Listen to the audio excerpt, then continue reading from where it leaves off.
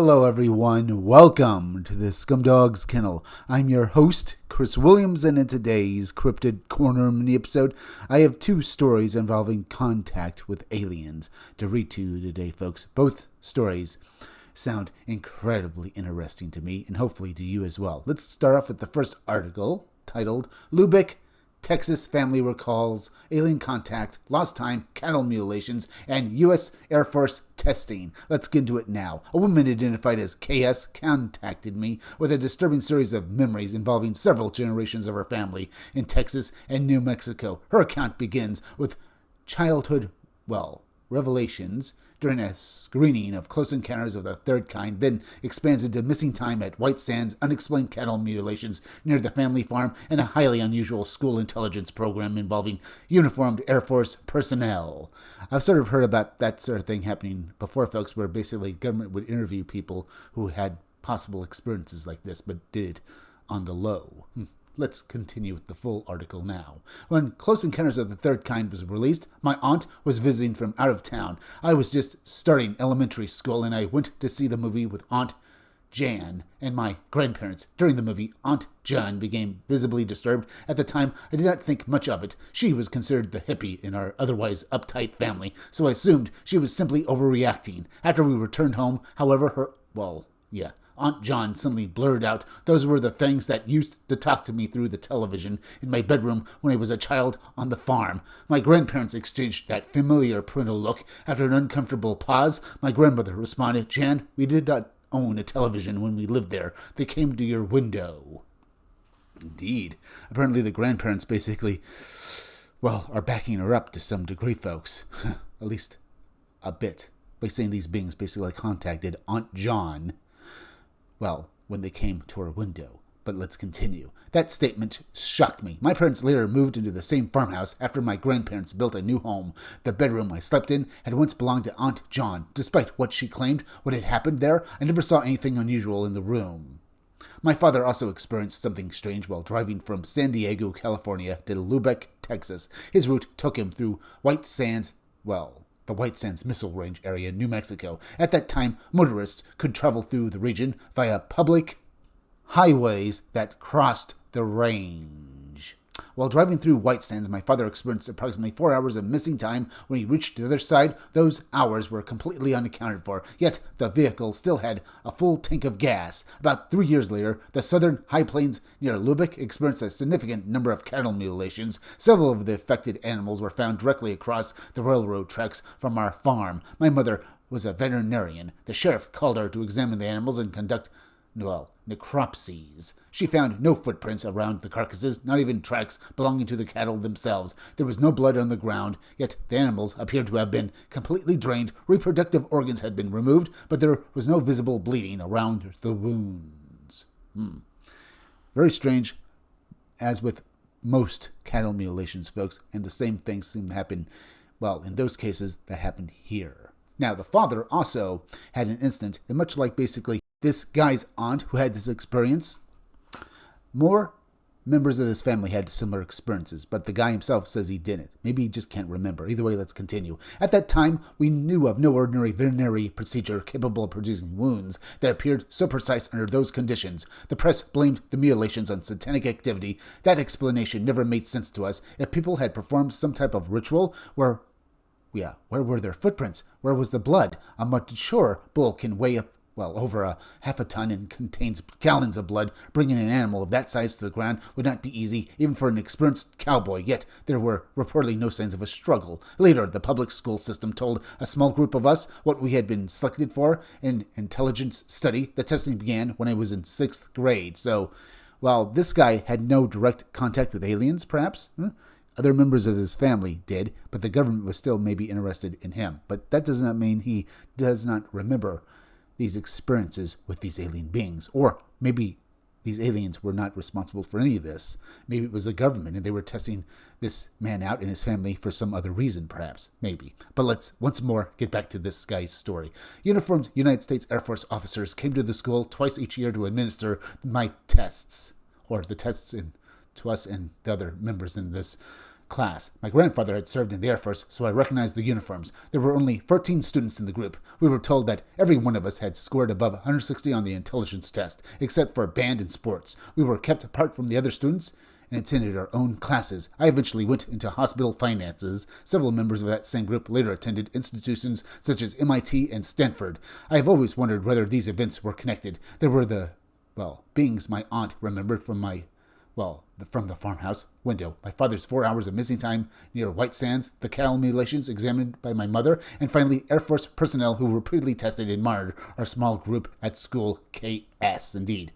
Do you suppose that basically when his father was supposedly abducted, he was actually abducted by maybe the government for some purpose? And that has happened is some sort of clandestine operation by the government, and they want us to believe it's aliens? Or maybe there are other beings behind this, folks. I don't know, but still very strange. But we can save off on this till after we read the next article, titled My Father Came from the Stars, a 1965 Kermit, Texas UFO encounter where a young girl encounters her father after her mother's death, who turns out possibly to be an alien. But let's read on. In the summer of 1965, a 10-year-old girl was stargazing with a friend in Kermit, Texas, when a brilliant yellow object descended toward the ground. Moments later, a tall man wearing a silver bodysuit appeared and claimed to be the father she had been told was dead. 51 years later, Elise discovered a letter revealing that her mother apparently knew the mysterious visitor would come. Because apparently, at one point, he told her that he would come for his daughter after she was dead. Basically along those lines, I guess, folks. At least that's what I read a bit earlier in the article. But let's read on. I received the following account from a woman named Elise. In the summer of 1965, I was living in the small town of Kermit, Texas. It was just my mother and me because my father had died before I was born, actually. Yeah. And because, this is a very weird story, folks, so we have to have something like this in it. At least that was what my mom said. I never saw any proof of his death or a grave site. I was about 10 years old that summer. One evening, my friend and I were in her backyard, lying on our backs, looking at the stars. We were making small talk when all of a sudden I got the urge to look toward the western sky. It was as though a voice told me to look for a bright light in the west. As I started to look, I saw a bright yellow light getting bigger and bigger. The light was headed toward the ground. I asked my friend if she was seeing it, but she did not answer. I looked over and saw that she was completely knocked out. I shook her, but she was not responding. I was worried about her, but then I heard a voice. It was a man's voice. I turned my head, and there was a man standing about 20 feet away. He was tall. I would say he was about 6.5 feet tall. Once again, he said, "Are you Elise?" I looked at his face, and it seemed very familiar. The yellow light was stationary in the sky and had dimmed. The man looked at me and smiled. I responded, "Yes, I'm Elise. Who are you?" He answered, "I believe you know who I am." Trying to see if this girl recognized him, folks. Recognized him as her father, I would say. Either way, let's continue with this experiencer's story. Then his face became recognizable. He looked like the picture of my father that my mom kept on her dresser. "Are you my father?" He nodded his head and said, "Yes, Elise, I am." I sat there on the grass, staring at this man. How could he be my father? Where did he come from? He crouched down onto his knees. That was when I noticed that he was wearing a silver bodysuit and was barefoot. He looked at me and said, "I have been watching you all your life. I thought it was about time that I introduced myself to you." He sort of sounds like a pleading to me, folks. Or he could be wearing some sort of military style, flight suit, from the military. Maybe there's more of the government in this than basically, say, aliens. I just can't be sure. But let's once more continue. I started to cry. I really wanted to believe that this was my father. I asked, "Didn't you die?" He looked away for a second or two, then looked back at me. "At least I have a secret. I had to return home before you were born. I had no choice, but I assure you I did not die." By this time, I was absolutely confused and upset. I managed to ask him, "But can you stay here with us now?" He stood and said, "No. I must leave soon. I will see you again when I am able to. I love you, Elise." I got to my feet and moved toward him. Wait! Where are you going?" By that time, he had vanished, and the yellow light ascended at high speed into the stars. I looked into the sky, hoping the yellow light would reappear. I could hear my friend saying, "What's going on?" I said nothing. I turned and walked home. I never told my mom what happened because I believed it would have, upset her. She loved my father deeply and mentioned him often. However, she still never told me what had happened to him, even when I asked. In July of this year, my mom passed away. I recently started going through her private papers and found an envelope with "Elise, please read" written on the front. There was a letter dated July 21st, 1965, which was the same calendar date on which my mom passed away. The letter read, "Sweet Elise, I know your daddy came to visit you a few days ago. He told me he would. I love your daddy and miss him terribly, but he cannot live with us. All I can tell you is that he will come for you one day. On that day, we will all be together in a place I have been before." It is another world, another existence that people on Earth would never understand. It is beautiful and wonderful. I don't know when you'll receive this letter, but if you have your own family by then, they will join us at their time of departure as well. Stay strong and hopeful. I love you with all my heart, Mom. My husband and I talked about the contents of the letter, and we discussed it with our adult children. We're convinced that our ancestors are extraterrestrials.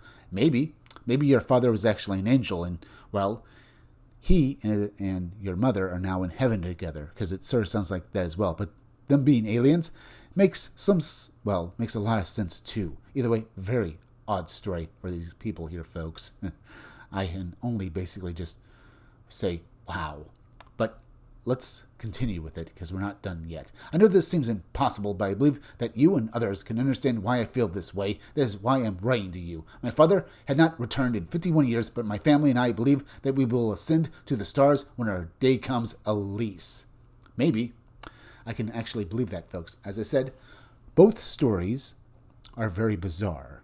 I mean, we have elements of them that just don't make any real rational kind of sense. And this particular story with Elise is basically on the woo-woo side of things. But there's also a follow-up, folks.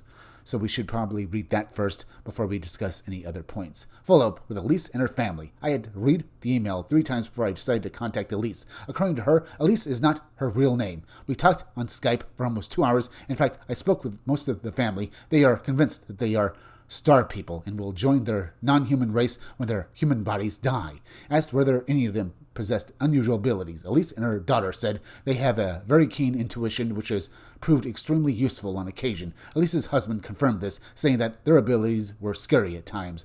Asked her husband whether he believed he would be included in the family since he was not a direct descendant. He said that they could only hope, but he believed that he would. I hope as well, folks, that basically this family can be all together. But as I said, folks, does that mean that when they die, they'll reincarnate? Or will they somehow be given new bodies? Will their souls somehow basically be transferred to another planet or realm of existence so that they can be incarnated into new forms, perhaps? Well, I can only just speculate on that fact, folks, but let's finally finish off this story and then discuss both stories together in a little more detail. Elise asked that I publish the email so others might feel as hopeful as she and her family. This was one of the most unusual accounts I have ever received. It was also uplifting to talk with Elise and her family. I gained some assurance that many of us on this planet may someday rejoin our cosmic families. I believe that there are many incarnated extraterrestrials and angels on Earth. These star people share many characteristics with other humans, but they often express themselves in ways that distinguish them from others. This is a subject I would like to examine in great detail one day long. I can understand why, because it's very out there. So, could it be that Elise and her family are aliens, or somehow descended from them folks, incarnated here on Earth?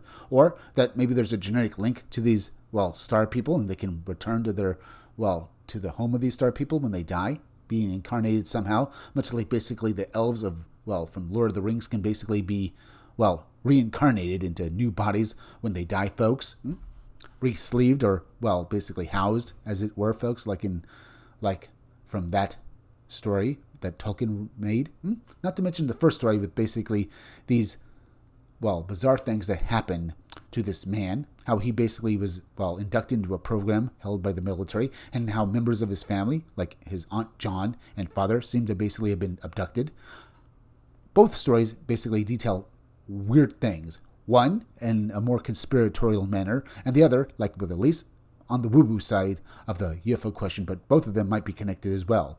We have cases of people possibly basically being descended from aliens, and we have cow mutilations, alien abductions, and so on. All of it's bizarre. But now, we're at the end, so please go subscribe to my YouTube channel, Read Comics They're Bad For You. You can use the YouTube link down below in the descriptions or the chat to go subscribe me. Hit that like button for me. Make sure you're still subscribed. Leave some comments down below. Hit that bell for notifications. Make sure hit the part of the bell that'll give you all future notifications, and please share this video out. I'm Chris Williams from the Scumdogs Kennel. Thank you all for joining me. I'll be back again tomorrow with another great video. So be sure to come back again then. Until next time, folks, I'll see you all again soon.